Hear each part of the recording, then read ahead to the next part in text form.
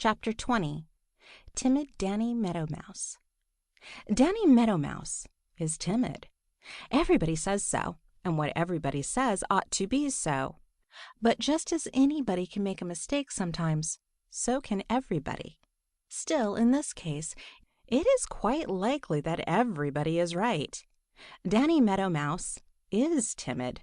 Ask Peter Rabbit. Ask Sammy Jay. Ask Striped Chipmunk. They will all tell you the same thing. Sammy Jay might even tell you that Danny is afraid of his own shadow, or that he tries to run away from his own tail. Of course, this isn't true. Sammy Jay likes to say mean things. It isn't fair to Danny Meadow Mouse to believe what Sammy Jay says. But the fact is, Danny certainly is timid. More than this, he isn't ashamed of it, not the least little bit. You see, it's this way, said Danny, as he sat on his doorstep one sunny morning talking to his friend Old Mr. Toad. If I weren't afraid, I wouldn't be all the time watching out, and if I weren't all the time watching out, I wouldn't have any more chance than that foolish red ant running across in front of you. Old Mr. Toad looked where Danny was pointing, and his tongue darted out and back again so quickly that Danny wasn't sure that he saw it at all. But when he looked for the ant, it was nowhere to be seen, and there was a satisfied twinkle in Mr. Toad's eyes. There was an answering twinkle in Danny's own eyes as he continued. No, sir, said he. I wouldn't stand a particle more chance than that foolish ant did. Now, if I were big and strong like Old Man Coyote, or had swift wings like Skimmer the Swallow, or were so homely and ugly looking that no one wanted me like... Danny hesitated, and then finished rather lamely. Like some folks I know, I suppose I wouldn't be afraid. Old Mr. Toad looked up sharply when Danny mentioned homely and ugly-looking people, but Danny was gazing far out across the Green Meadows and looked so innocent that Mr. Toad concluded that he couldn't have had him in mind. Well, said he, thoughtfully scratching his nose, I suppose you may be right, but for my part fear seems a very foolish thing. Now, I don't know what it is. I mind my own business, and no one ever bothers me. I should think it would be a very uncomfortable feeling. It is, replied Danny. But as I said before, it is a very good thing to keep one on guard when there are as many watching for one as there are for me. Now, there's Mr. Blacksnake and— Where? exclaimed old Mr. Toad, turning as pale as a toad can turn, and looking uneasily and anxiously in every direction. Danny turned his head to hide a smile. If old Mr. Toad wasn't showing fear, no one ever did. Oh, said he. I didn't mean that he is anywhere around here now. What I was going to say was that there is Mr. Blacksnake and Granny Fox and Reddy Fox and Redtail the Hawk and Hooty the Owl and others I might name, always watching for a chance to make a dinner from poor little me. Do you wonder that I am afraid most of the time? No, replied old Mr. Toad. No, I don't wonder that you are afraid. It must be dreadful to feel hungry eyes are watching for you every minute of the day and night, too. Oh, it's not so bad, replied Danny. It's rather exciting. Besides, it keeps my wits sharp all the time. I am afraid I should find life very dull indeed if, like you, I feared nothing and nobody. By the way, see how queerly that grass is moving over there? It looks as if Mr. Blacksnake— Why, Mr. Toad, where are you going in such a hurry? I've just remembered an important engagement with my cousin, Grandfather Frog, at the Smiling Pool, shouted old Mr. Toad over his shoulder as he hurried so that he fell over his own feet. Danny chuckled as he sat alone on his doorstep. Oh, no. Oh, Mr. Toad doesn't know what fear is, said he. Funny how some people won't admit what everybody can see for themselves. Now I am afraid, and I'm willing to say so. End of Chapter 20. Chapter 21. An exciting day for Danny Meadow Mouse. Danny Meadow Mouse started along one of his private little paths very early one morning. He was on his way to get a supply of a certain kind of grass seed of which he was very fond. He had been thinking about that seed for some time and waiting for it to get ripe. Now it was just right, as he had found out the day before by a visit to the place where this particular grass grew. The only trouble was, it grew a long way from Danny's home, and to reach it he had to cross an open place where the grass was so short that he couldn't make a path under it. I feel it in my bones that this is going to be an exciting day, said Danny to himself as he trotted along. I suppose that if I were really wise, I would stay nearer home and do without that nice seed. But nothing is really worth having unless it is worth working for, and that seed will taste all the better if I have had hard work getting it. So he trotted along his private little path, his ears wide open, and his eyes wide open, and his little nose carefully testing every merry little breeze who happened along for any scent of danger which it might carry. Most of all, he depended upon his ears, for the grass was so tall that he couldn't see over it even when he sat up. He had gone only a little way when he thought he heard a queer rustling behind him. He stopped to listen. There it was again, and it certainly was right in the path behind him. He didn't need to be told who was making it. There was only one who could make such a sound as that, Mr. Blacksnake. Now Danny could run very fast along his private little paths, but he knew that Mr. Blacksnake could run faster. If my legs can't save me, my wits must, thought Danny as he started to run as fast as ever he could. I must reach that fallen old hollow fence post. He was almost out of breath when he reached the post and scurried into the open end. He knew by the sound of the rustling that Mr. Blacksnake was right at his heels. Now the old post was hollow, its whole length, but halfway there was an old knot-hole just big enough for Danny to squeeze through. Mr. Blacksnake didn't know anything about that hole, and because it was dark inside the old post, he didn't see Danny pop through it. Danny ran back along the top of the log and was just in time to see the tip of Mr. Blacksnake's tail disappear inside. Then, what do you think Danny did? Why, he followed Mr. Blacksnake right into the old post, but in doing it, he didn't make the least little bit of noise. Mr. Blacksnake kept right on through the old post and out the other end, for he was sure that that was the way Danny had gone. He kept right on along the little path. Now Danny knew that he wouldn't go very far before he found out that he had been fooled, and of course he would come back. So Danny waited only long enough to get his breath and then ran back along the path to where another little path branched off. For just a minute he paused. If Mr. Blacksnake follows me, he will be sure to think that, of course, I have taken this other little path, thought Danny. So I won't do it. Then he ran harder than ever until he came to a place where two little paths branched off, one to the right and one to the left. He took the latter and scampered on, sure that by this time Mr. Blacksnake would be so badly fooled that he would give up the chase. And Danny was right. Brains are far better than speed, as wise men long ago agreed, said Danny as he trotted on his way for the grass seed he liked so well. I felt it in my bones that this would be an exciting day. I wonder what's next. End of Chapter 21.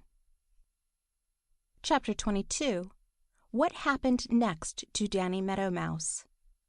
Danny is so used to narrow escapes that he doesn't waste any time thinking about them. He didn't this time. He who tries to look two ways at once is pretty sure to see nothing," says Danny, and he knew that if he thought too much about the things that had already happened, he couldn't keep a sharp watch for the things that might happen. Nothing more happened as he hurried along his private little path to the edge of a great patch of grass so short that he couldn't hide under it. He had to cross this, and all the way he would be in plain sight of anyone who happened to be near. Very cautiously he peeped out and looked this way and looked that way, not forgetting to look up in the sky. He could see no one anywhere. Drawing a long breath, Danny started across the open place as fast as his short legs could take him. Now all the time Redtail the Hawk had been sitting in a tree some distance away, sitting so still that he looked like a part of the tree itself. That is why Danny hadn't seen him, but Redtail saw Danny the instant he started across the open place, for Redtail's eyes are very keen, and he can see a great distance. With a satisfied chuckle, he spread his broad wings and started after Danny. Just about halfway to the safety of the long grass on the other side, Danny gave a hurried look behind him, and his heart seemed to jump right into his mouth, for there was Redtail, with his cruel claws already set to seize him. Danny gave a frightened squeak, for he thought that surely this time he would be caught. But he didn't mean to give up without trying to escape. 3 jumps ahead of him was a queer-looking thing. He didn't know what it was, but if there was a hole in it, he might just fool Redtail. 1 jump. Would he be able to reach it? 2 jumps. There was a hole in it. 3 jumps. With another frightened squeak, Danny dived into the opening just in time. And what do you think he was in?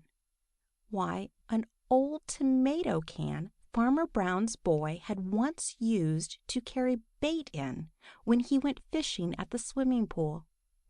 He had dropped it there on his way home. Redtail screamed with rage and disappointment as he struck the old can with his great claws. He had been sure, very sure, of Danny Meadow Mouse this time. He tried to pick the can up, but he couldn't get hold of it. It just rolled away from him every time, try as he would. Finally, in disgust, he gave up and flew back to the tree from which he had first seen Danny. Of course, Danny had been terribly frightened when the can rolled, and by the noise the claws of Redtail made when they struck his queer hiding place. But he wisely decided that the best thing he could do was stay there for a while. And it was very fortunate that he did so, as he was very soon to find out. End of Chapter 22. Chapter 23, Reddy Fox Grows Curious. Danny Meadow Mouse had sat perfectly still for a long time inside the old tomato can in which he found refuge from Redtail the Hawk. He didn't dare so much as put his head out for a look around, lest Redtail should be circling overhead ready to pounce on him.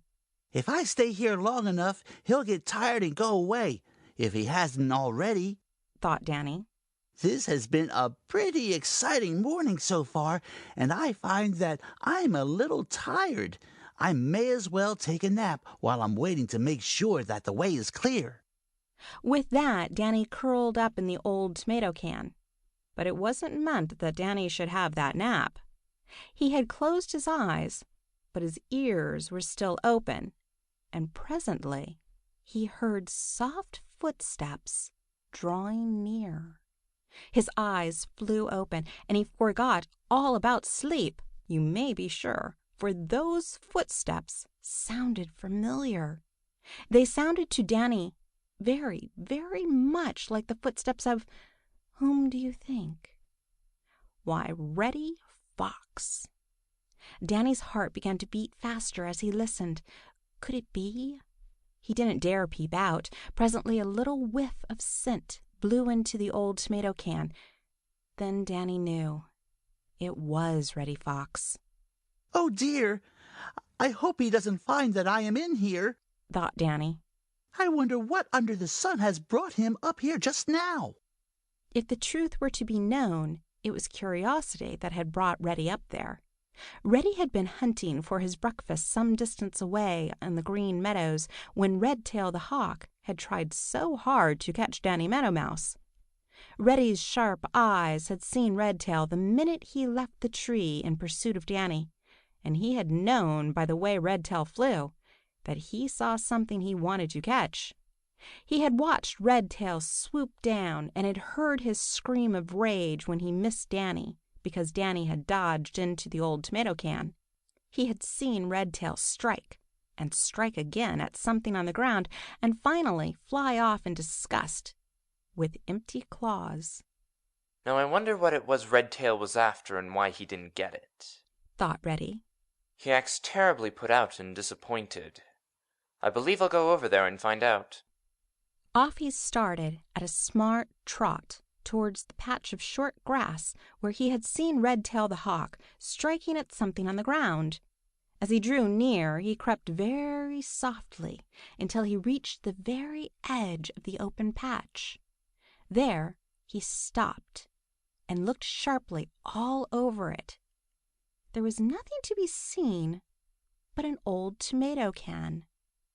Reddy had seen it many times before. Now what under the sun could Redtail have been after here? Thought Reddy. The grass isn't long enough for a grasshopper to hide in, and yet Redtail didn't get what he was after. It's very queer. It certainly is very queer.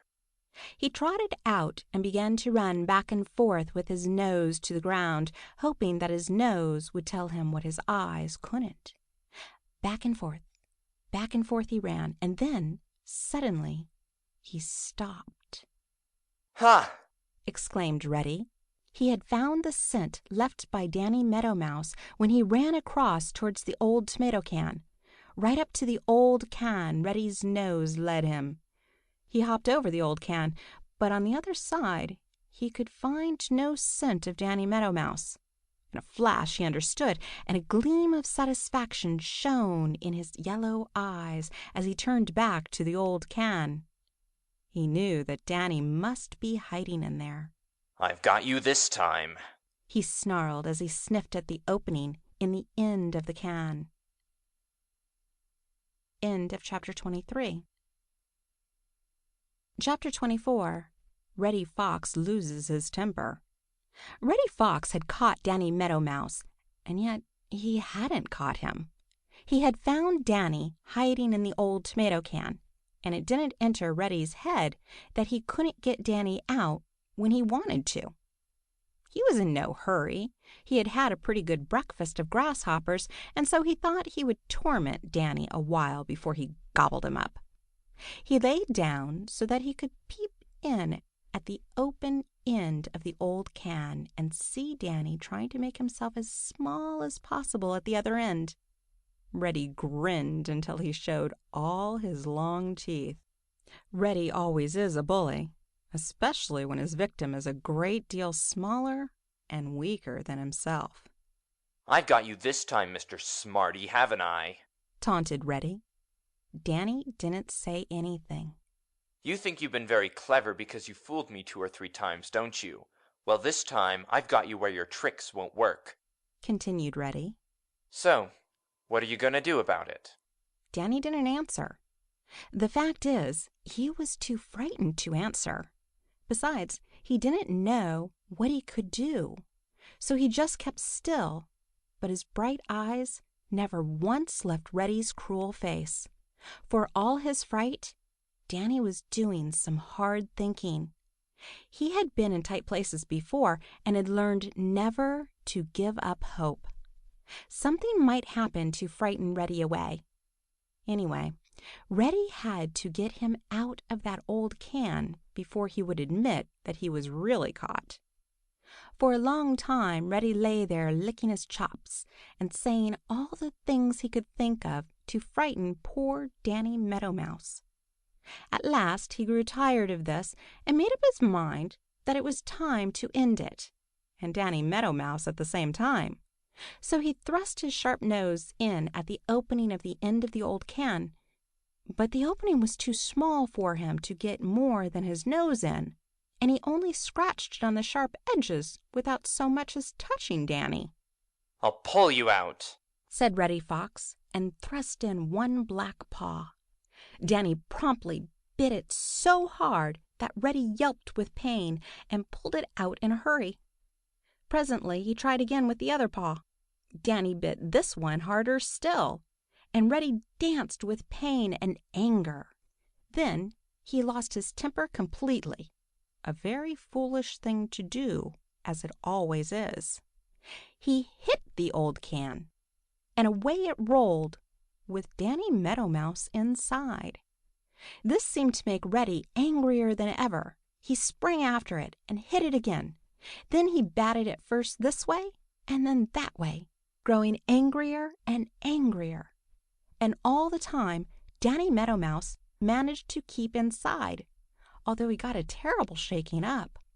Back and forth across the patch of short grass Reddy knocked the old can, and he was in such a rage that he didn't notice where he was knocking it to. Finally he sent it spinning into the long grass on the far side of the open patch, close to one of Danny's private little paths. Like a flash, Danny was out and scurrying along the little path.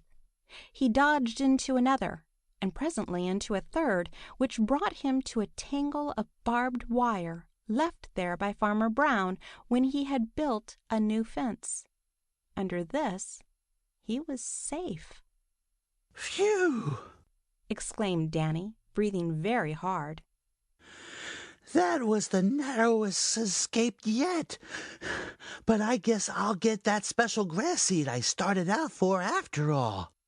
And he did, while to this day Reddy Fox wonders how Danny got out of the old tomato can without his knowing it. And so you see what temper does for those who give it rein. It cheats them of the very thing they seek so hard to gain. End of chapter 24. End of The Adventures of Danny Meadow Mouse by Thornton W. Burgess.